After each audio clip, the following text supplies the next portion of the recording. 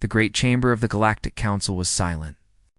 12 species had gathered here, each one older than human civilization itself.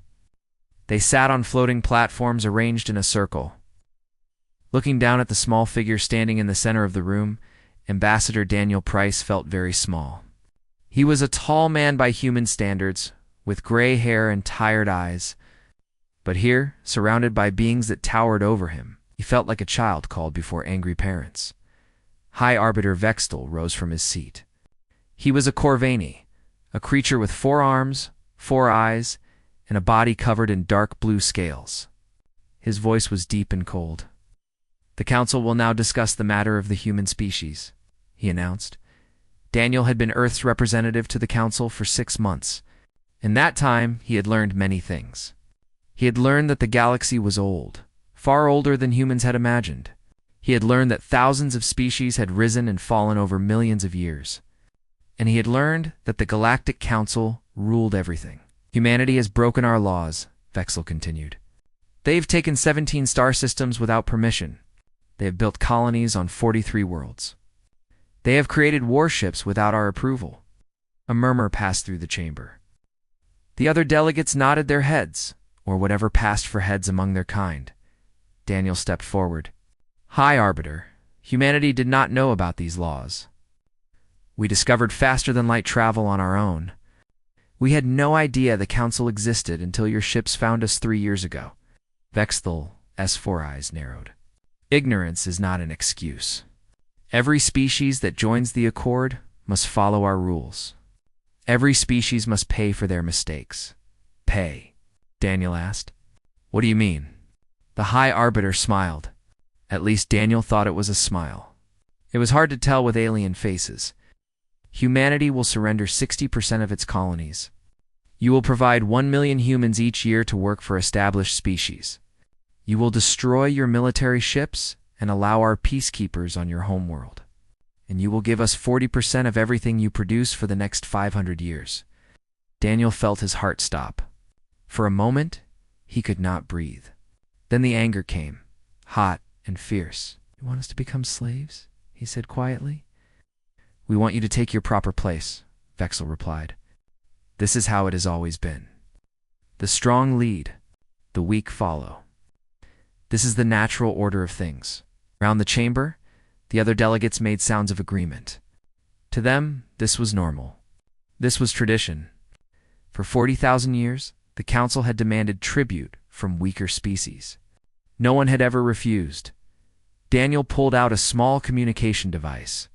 "I need to speak with my government." On Earth, in a secret room deep underground, President Catherine Walsh listened to the message. Around her sat the most powerful people on the planet. Generals, scientists, leaders from every nation. "They want to enslave us," said General Marcus Cole. He was an old soldier with a face like carved stone. "That is what this means." "I do not see it that way," replied Dr. Helen Murray. She was a scientist who studied alien cultures. To them, this is simply how the universe works. The strong take from the weak. They have never met a species that said no. President Walsh leaned forward. "How long do we have?" 30 days, said Admiral Christopher Blake. He commanded humanity's space fleet. "They think they are being generous, and if we refuse—" Admiral Blake touched a button, and a holographic image appeared in the air. It showed thousands of ships, more ships than Daniel had ever imagined. "They have 90,000 warships," the Admiral said. "We have 400. The room went quiet. However, Admiral Blake continued, "There is something interesting. These species have not fought a real war in 6,000 years. They use threats to get what they want. They have never actually had to prove themselves in battle." General Cole nodded slowly. "They are bureaucrats playing at being soldiers. We are soldiers." President Walsh looked around the room. "Are we really thinking about fighting the entire galaxy?" Dr. Marie spoke up. "Madam President, I do not think we have a choice. If we accept their demands, we stop being a free people. We become property. And once a species accepts tribute status, they never escape. In 40,000 years, not one species has ever freed itself." The president was quiet for a long time. When she spoke again, her voice was hard. "Contact Ambassador Price. Tell him we need to know everything about these council species, their weaknesses, their fears, everything they are afraid of. For the next 30 days, humanity prepared. It was not the kind of preparation the council expected. There were no surrender documents. There were no lists of tribute. Instead, scientists worked day and night on secret projects. Military commanders planned strategies that had never been tried before, and across human space, a message spread from world to world: we will not bow. The council did not notice these preparations. Why would they? Humanity was a young species, barely 200 years into space travel. They had no allies, no advanced technology, no chance against the combined might of 12 ancient civilizations, or so the council believed. On the 29th day, President Walsh called a final meeting. "Is everything ready?" she asked. "Yes, Madam President," Admiral Blake replied. "The Prometheus Protocol is in place. And our response? Ambassador Price has been briefed. He knows what to say." The President nodded. She looked tired, older than her years. The weight of humanity's future pressed down on her shoulders. "Then we proceed," she said. "God help us all." On the morning of the 30th day, Ambassador Daniel Price walked into the council chamber one more time. But this time, he was not alone. 12 officers in military uniforms stood behind him. Their faces showed no fear. Vextel looked down from his platform. "The council will hear humanity's response." Daniel reached into his pocket and pulled out a piece of paper. The words on it were simple. Just one word, really, but that word would change everything. He looked up at the assembled aliens. These beings who thought they could own his people. Who thought they could take human children and make them slaves. Who thought humanity would kneel, because that was what weak species did. Daniel smiled. "Hi, Arbiter," he said. "Members of the council, humanity has considered your demands very carefully. We have studied your history. We have learned your traditions. We have seen what you have done to other species." He paused, letting the silence grow. "And our answer is no." The chamber exploded into chaos. Aliens shouted and screamed. Translators struggled to keep up with the noise. Vextel slammed his staff against the floor again and again until order was restored. "You understand what this means?" The High Arbiter said. His voice was quiet now, dangerous. "You are one species against 12. You will be destroyed." Daniel put the paper back in his pocket. "Perhaps," he said. "Or perhaps you have finally met a species that is not afraid to die for freedom. Perhaps you have finally made a mistake." He gestured to the officers behind him. "Allow me to introduce Admiral Lisa Coleman. She has something to show you." In that moment, the galaxy began to change. Admiral Lisa Coleman stepped forward. She was a small woman with gray streaks in her dark hair. She had fought in 3 wars and commanded ships across the stars. Nothing scared her anymore. She carried a small tablet in her hands. When she touched it, the chamber's holographic display came to life. 47 hours ago," she said, her voice calm and steady, "we finished something we call the Prometheus Protocol." The display showed a map of human space. Every colony, every space station, every shipyard was marked with a red dot. Every human settlement now has antimatter bombs attached to it. If anyone attacks these places, the bombs will explode. The explosion will be big enough to destroy everything in the star system. Every planet, every moon, everything. The aliens in the chamber started to murmur. Some looked confused. Others looked worried. "You would kill yourselves?" asked a Zelthari delegate. The Zelthari were beings made of light, constantly shifting and changing. "If we must," Admiral Coleman replied. "But that is not all." She touched the tablet again. The display changed to show council space. Thousands of points appeared across the map, scattered among the alien homeworlds. For the past 3 years, while we were talking with you, we were also doing something else. We sent ships into your space. Small ships. Ships you could not see. And those ships left presents behind. The murmurs became shouts of alarm. "We have bombs at over 2,000 locations in your territory," Coleman continued. "Your shipyards, your food production centers, your capital worlds. If you attack us, those bombs will go off at the same time. High Arbiter Vextel's S4 eyes went wide. His voice shook when he spoke. This is insanity. You would destroy everything. Yourselves and us together, said Ambassador Daniel Price, stepping forward. That is exactly the point. He looked around the chamber, meeting as many eyes as he could. You have spent 40,000 years building an empire based on fear. You threaten species with destruction if they do not obey. No one has ever threatened you back. Until now, you are lying, someone shouted. This is a trick, Admiral Coleman smiled. It was not a friendly smile. 3 hours ago, one of your patrol ships found one of our stealth vessels near the Corvani homeworld.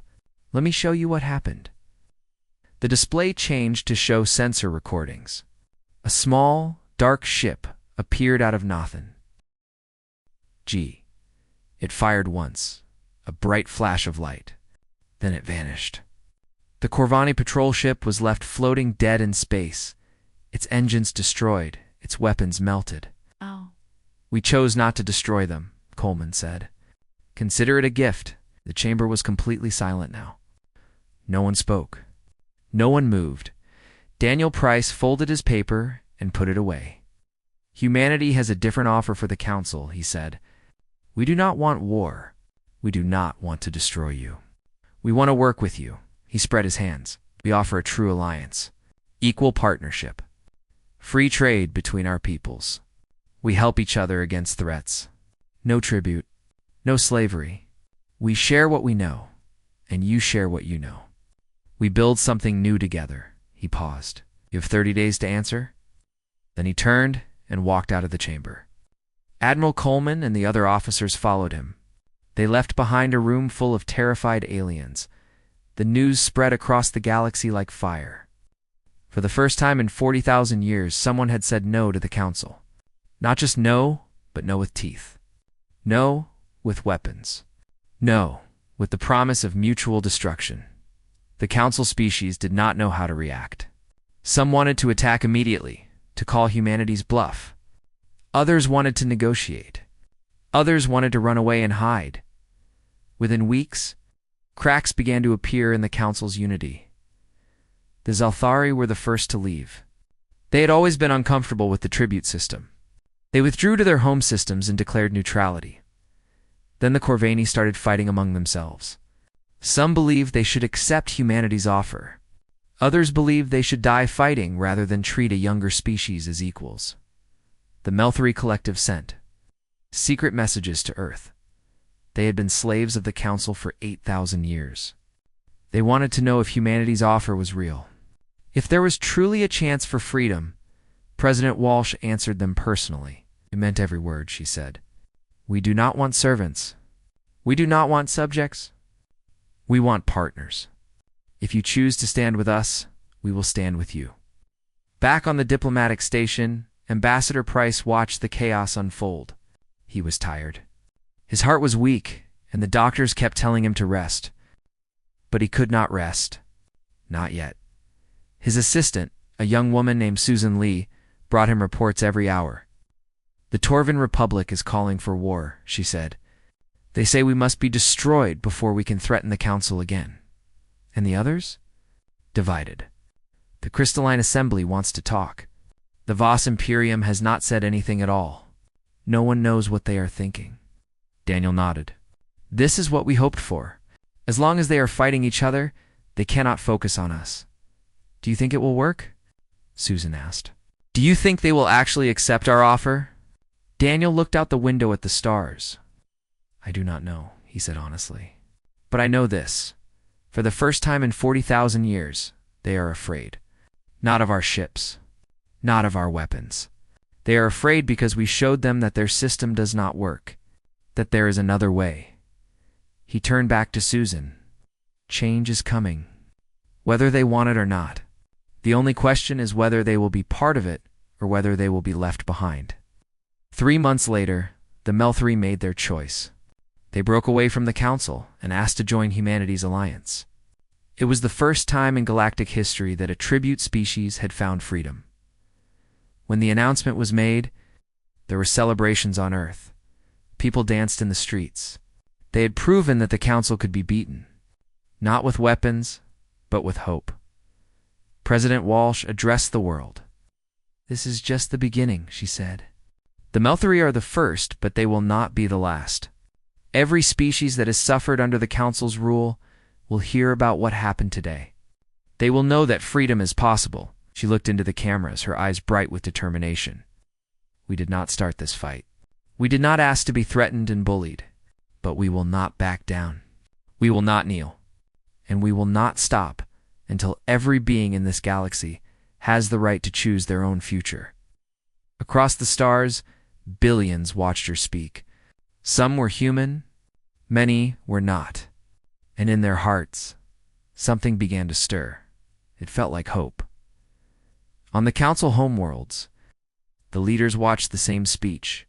They saw the crowds cheering.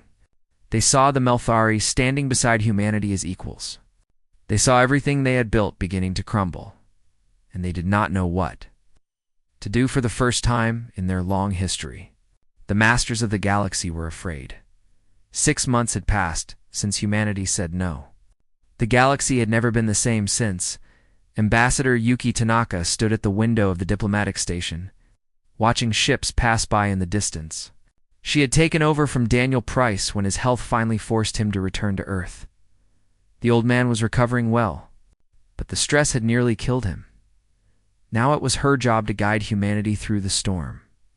Her assistant, Patrick O'Brien, rushed into her office with a datapad in his hands. "Ambassador, we have news.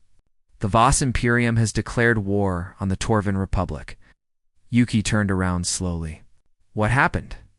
"The Torvans tried to force the Voss to join their attack on human space. The Voss refused. Fighting started at their shared border 3 hours ago." Yuki sat down heavily. This was what they had predicted, but it still felt strange to watch it happen. "The Council is falling apart," she said quietly. "Yes, Ambassador. That makes 5 species now that have either left the Council or are fighting each other." The news kept coming over the following weeks. The Crystalline Assembly announced they wanted nothing to do with the war and sealed their borders. The Corvani split into 3 factions, each claiming to be the true government. 2 smaller species that had been paying tribute for thousands of years announced they were joining humanity's alliance. President Catherine Walsh called a meeting of humanity's leadership. "We need to be careful," she warned. "The Council is breaking apart, but that does not mean we have one. Desperate people do desperate things." General Marcus Cole nodded. "Our intelligence suggests the Torvan Republic is planning something big. They have been gathering their fleet near the border of our space." Admiral Lisa Coleman pulled up a tactical display. "We have been watching them. They have about 6,000 ships ready to move. We have 800 in that sector. Can we hold them?" the president asked. "If they attack head-on? No. But they will not do that." Okay. Admiral Coleman zoomed in on the display. "They are afraid of our counterstrike capability. If they attack our colonies, our bombs go off in their space. So they are looking for another option." "What option?" "They want to destroy our fleet in open battle, away from any colonies. If they can wipe out our ships, they think they can force us to surrender without triggering our defensive protocol." President Walsh considered this. "Can they do it?" "Maybe, but they have not fought a real battle in thousands of years. Their commanders read about tactics in books. Our commanders learn them by fighting." 2 weeks later, the Torvan fleet moved. They chose a point in deep space, far from any star or planet. It was neutral ground, a place where neither side would have an advantage from position or terrain. Admiral Coleman commanded the human fleet personally. She stood on the bridge of the Earth ship Liberty, watching the enemy approach on her screens. "How many?" she asked. 5,800 ships confirmed," reported Captain Nicholas Pierce. "More are arriving every hour." "And us?" 742, plus about 200 ships from our new allies. Coleman smiled grimly. 6-to-1 odds. We have faced worse. Have we, Admiral? No, but there is always a first time. The battle began at dawn, Earth time. Not that dawn meant anything in space. But humans liked their traditions. The Torvan fleet came forward in perfect formation. Thousands of ships arranged in precise geometric patterns. They looked impressive on the sensors. They looked terrifying. But Admiral Coleman was not impressed. "They are fighting by the book," she said. "Formation Delta 7, Standard Council Doctrine. I read about this in training." "What does that mean?" Captain Pierce asked.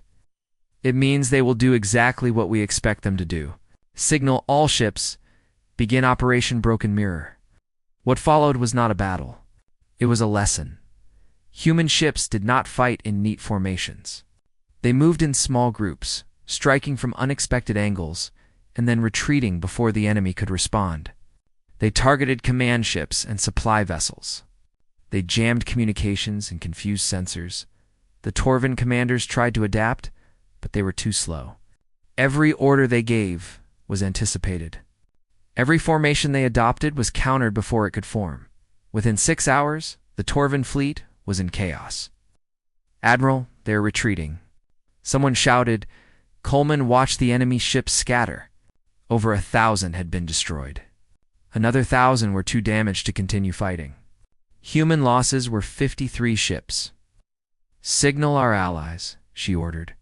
"Begin rescue operations. I want every escape pod recovered, Torvan and human alike." Captain Pierce looked surprised. "We are rescuing the enemy?" "They are not our enemy anymore, Captain. They are just people who were following orders. Orders given by leaders who are probably back home drinking wine while their soldiers die." The survivors were brought aboard human ships. They expected to be tortured or killed. Instead, they were given food, medical care, and warm beds. "Why?" asked one Torvan officer, his voice full of confusion. "Why are you helping us?" The human medic treating his wounds looked up. "Because we are not like your council. We do not want to rule you. We do not want revenge. We want this war to end." Officer was quiet for a long time. "Your species is strange," he said finally. "We prefer to think of ourselves as hopeful," the medic replied with a smile. News of the battle spread quickly. The council species learned that their mighty fleet had been defeated by a force 1/6 its size. They learned that the humans had rescued their enemies instead of destroying them. More importantly, they learned that the old ways did not work anymore. 3 more species left the council within a month. The Torvan Republic itself began to collapse. With some worlds demanding peace, while others demanded more war, Ambassador Yuki Tanaka received a message from High Arbiter Vextel himself. "We wish to talk," he said. His voice was tired and old. "Truly talk, this time. Not demands. Discussion." Yuki considered his words carefully. "What changed your mind?" she asked. "Everything," Vextel admitted. "Everything we believed about strength and power and the natural order of things. Your species has proven all of it wrong." He paused. "I am old, Ambassador. I have ruled for centuries. I thought I understood the universe. Now I discover I understand nothing at all." Yuki felt something she had not expected to feel: sympathy. "It is not too late to learn," she said. "It is never too late." Somewhere in the stars, a new chapter was beginning. The old empire was dying, and something better was being born. The war had lasted 1 year. It felt like a lifetime. Ambassador Yuki Tanaka walked through the corridors of the diplomatic station, reading reports on her tablet. Every day brought new changes. New species joining the alliance. New worlds breaking free from council control. New hope spreading across the stars. But the war was not over yet. In a secure meeting room, she joined the leaders of the growing alliance. President Walsh was there by holographic link from Earth.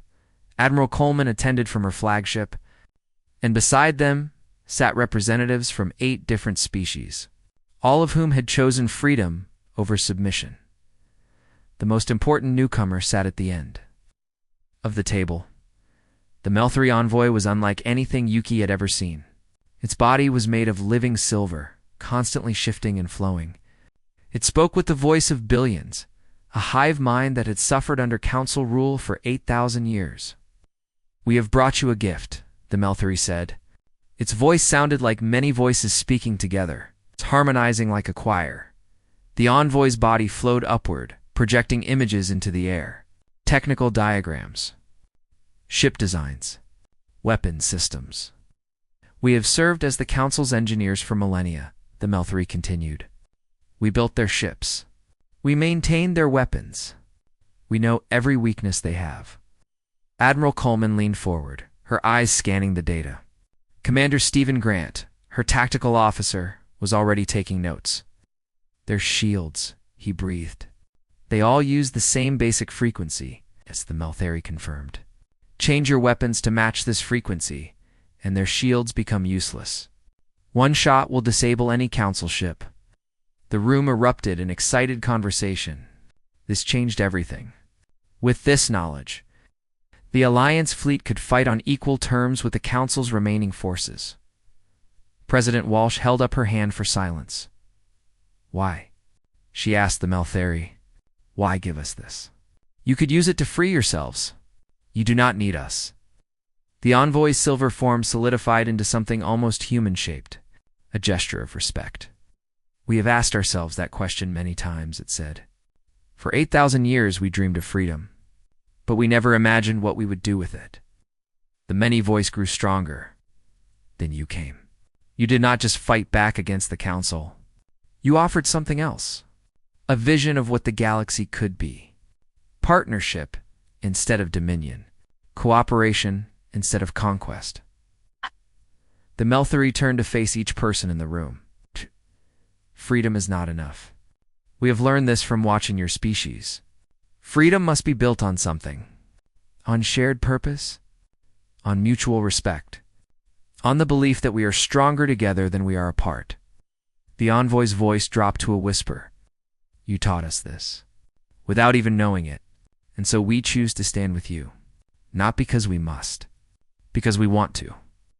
In the weeks that followed, Alliance engineers worked day and night to modify their weapons. The Melthari data was perfect. Within a month, every ship in the fleet could crack Council shields with a single shot. The balance of power had shifted, but not everyone was ready. To give up, a group of Council hardliners gathered there, remaining forces for one final push. They called themselves the Defenders of the True Order. They believed that the old ways were sacred, that the strong must rule the weak, that humanity and its allies were a disease that had to be destroyed. Their fleet numbered 5,000 ships. It was the largest force the Council could assemble. They announced that they would wipe out the Alliance once and for all. Admiral Coleman assembled the Allied fleet to meet them. 3,000 ships from 12 different species. Human destroyers flew alongside Melthari cruisers. Zelthari scout ships darted between. Formations of Corvani volunteers who had chosen freedom over tradition. It was the largest gathering of free peoples the galaxy had ever seen, Coleman addressed. Her fleet on the morning of battle? I am not going to give you a speech about glory, she said. I am just going to tell you the truth.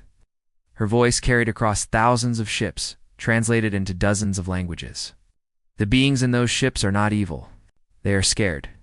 They have spent their whole lives believing in a system that told them they were better than others. Now that system is falling apart, and they do not know who they are without it. She paused. We're not here to destroy them. We are here to show them another way. So fight hard. Fight smart. But remember this. Every ship we capture instead of destroy is a ship that might join us tomorrow. Every life we spare is a possible friend. Captain Pierce looked at her with new respect. You really believe that, do you not, Admiral? I have to believe it, Coleman replied. Otherwise, we are no better than them. The battle began at noon, station time. The enemy fleet came forward in a massive wave, expecting their numbers to overwhelm the Alliance.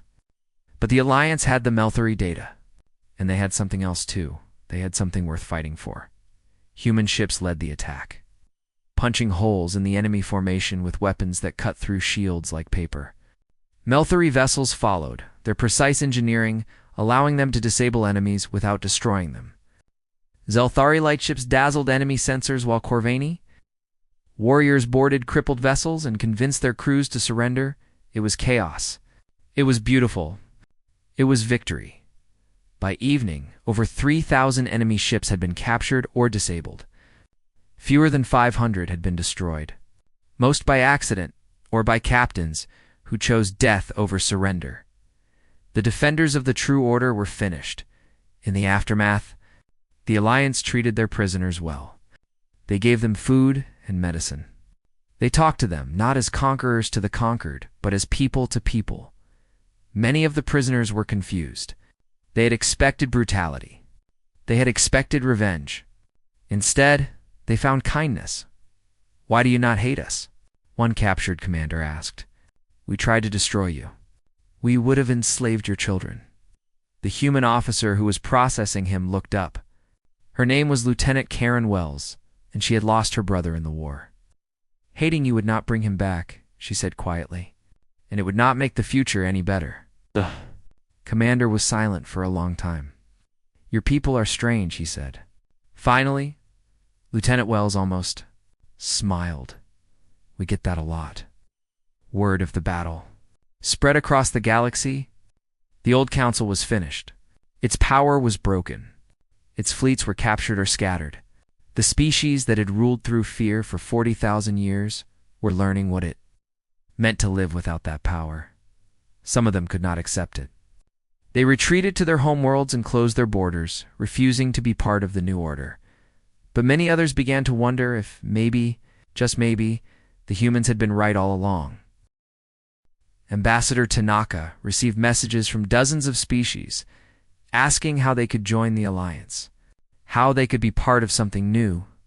She answered everyone personally. "We are building something that has never existed before," she told them. "A galaxy where strength comes from cooperation, not domination. Where every species has a voice, where no one is slave and no one is master." She smiled. "It will not be easy. It will not be perfect. But it will be free. And that is worth fighting for." Across the stars, people listened, and they began to believe. The war ended not with a bang, but with a meeting. High Arbiter Vextal came to the diplomatic station personally. He was old now, older than any other living Corvani. His scales had turned from dark blue to pale silver, and his 4 eyes were clouded with age.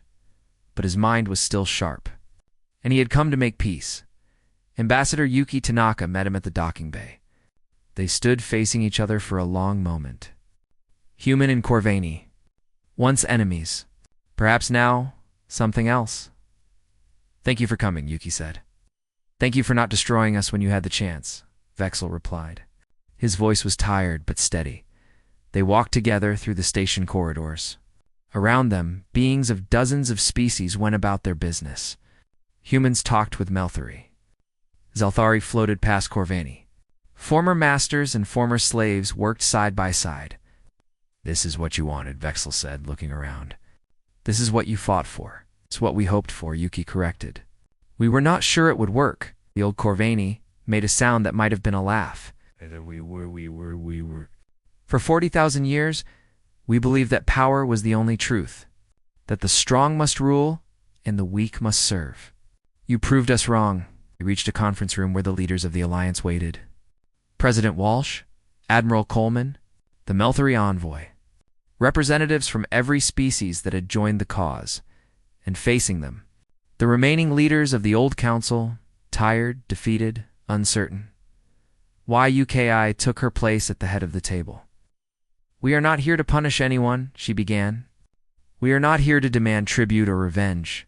We are here to build something new." She looked around the room, meeting every pair of eyes. The old council ruled through fear. It worked for a long time, but fear is a weak foundation. Eventually, someone refuses to be afraid anymore, and then everything falls apart. She gestured at the diverse assembly around her. "We propose a new way. A galactic assembly where every species has an equal voice, where decisions are made together, where strength comes from cooperation, not domination." One of the old council leaders spoke up. "And what about us? What happens to those who spent thousands of years enforcing the old ways? President Walsh answered him, "Depends on you. You can be part of this new assembly. You can help build something better. Your knowledge and experience are valuable. The civilizations you created, even with their flaws, achieve things that we are only beginning to understand." She paused. "Or you can go home and be left alone. We will not attack you. We will not punish you. But you will not be part of what comes next." The room was silent for a long moment. Then Vextel rose slowly to his feet. "For 40,000 years," he said, "I believed I understood the universe. Power was the only truth. The strong ate the weak. This was natural. This was right." He looked at Yuki with his clouded eyes. "Your species has proven me wrong. Not through greater power, but through a different kind of strength. You showed mercy when you could have taken revenge. You offered friendship when you could have demanded submission. You built alliances when you could have built empires." He straightened his aged body as much as he could. "I do not know if I can change. I am old, and old habits die hard. But I am willing to try. My people are willing to try." He looked around at the other council leaders. "We will join your assembly." One by one, the others stood and made the same pledge. I felt tears forming in her eyes. She had hoped for this moment. She had worked for it. But she had never been sure it would come. "Then let us begin," she said. The construction of the Galactic Assembly Hall took 10 years. It was built in space, orbiting a star at the exact center of known civilization. The largest structure ever created, could hold representatives from 100 species in its main chamber. Ambassador Daniel Price lived long enough to see it completed. He was very old by then, his hair white and his body frail. But his mind was still sharp, and his eyes still held the same determination. They had shown when he first said no to the council. He attended the opening ceremony in a wheelchair. Surrounded by his family and friends, "You did this," his granddaughter Maria told him. "All of this started because you refused to kneel." Daniel smiled and shook his head. "I just said what everyone was thinking. It was all of us together that made it happen." He looked out at the assembly hall, at the thousands of beings gathering for the first session of the new government. "Never forget that," he said. "We are stronger together than we are apart." That is the truth that the old council never understood. He died 3 months later, peacefully, in his sleep. By then, the new Galactic Assembly had already resolved its first 3 disputes without a shot being fired. Species that had been enemies for millennia were learning to talk to each other instead of fighting. It was not perfect. There were arguments and disagreements. Some problems took years to solve. Some were never solved at all, but it was free, and it was growing. 100 years passed. The Galactic Assembly Hall had expanded many times. Over 50 species now sent representatives. The old tribute system was a distant memory. Something children learned about in history class and found hard to believe. Ambassador Maria Santos. Daniel's great-great-granddaughter stood on the observation deck watching the delegates arrive for another session. Below her, beings of every shape and size moved through the gardens that surrounded the Great Hall. Children played together, not knowing or caring that their grandparents had once been enemies. It is quite something, is it not? Maria turned to find an elderly Corvani beside her. His scales were silver with age, but his 4 eyes were clear and bright. "Hi, Arbiter Vexel," she said, surprised. "I thought you had retired." "I did many years ago, but I like to visit sometimes, to remind myself of what was built here." They stood in silence for a moment, watching the assembly. "My ancestor used to tell stories," Maria said. "About the first contact? About the tribute demands? About the war?" "I remember your ancestor," Vextel said. "Daniel Price. A brave man who changed history.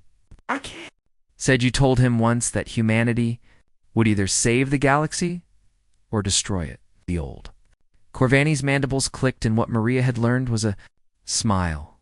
"I was wrong. Humanity did neither. You did something better. You taught us that there was another way." He gestured at the assembly, at the countless beings working together below. "This is your legacy. Not conquest. Not destruction. Partnership. It is, I have come to believe, The greatest gift any species has ever given to the universe. Maria smiled. We could not have done it alone. That is the whole point. Below them, the assembly began its work. Problems were discussed. Solutions were found. Compromises were reached. It was slow and messy and imperfect, like all democracies, but it worked. And somewhere out in the darkness between stars, new species were taking their first steps into space. One day, they would encounter the assembly's scouts. Not warships demanding tribute, but ambassadors offering friendship. They would be given a choice.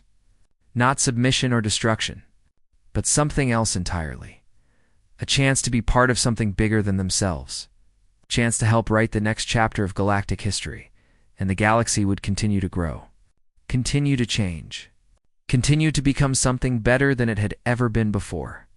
All because, 100 years ago, one species had looked at the masters of the universe and said a single word. No.